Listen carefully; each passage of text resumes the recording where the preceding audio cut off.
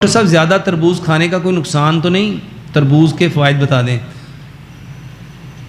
جو چیز اللہ تعالیٰ نے جس جگہ پہ پیدا کی ہے اور جس موسم میں پیدا کی ہے وہ اس موسم کی بہترین غذا ہے، ان لوگوں کی بہترین غذا ہے۔ اور کتنا کھانا چاہیے؟ کوئی بھی چیز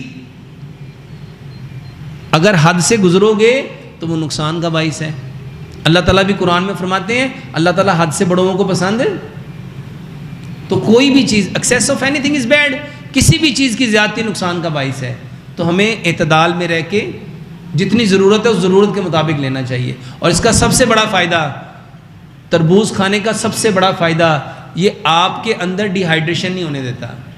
اور گرمیوں میں خاص طور پہ آپ کے اندر جو کمیاں ہوتی ہیں، اللہ تعالیٰ نے تربوز پیدا ہی اتنا زیادہ کیا کہ اس کو پیٹ بھر کے کھاؤ تاکہ گرمیوں کے اندر ہونے والا جو نقصانات ہیں آپ اس سے بچ سکو۔ اور اس کا سب سے بڑا فائدہ یہ ہے، یہ جو ہیٹ سٹروک ہوتی ہے، یہ جو سن سٹروک ہوتا ہے، اس سے بچانے کی یہ بہترین قدرتی دوائی ہے۔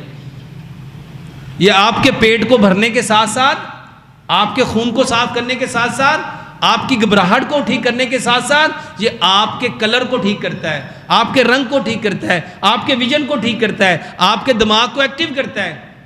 یہ آپ کے لیے بہترین اللہ کی طرف سے ایک تحفہ ہے۔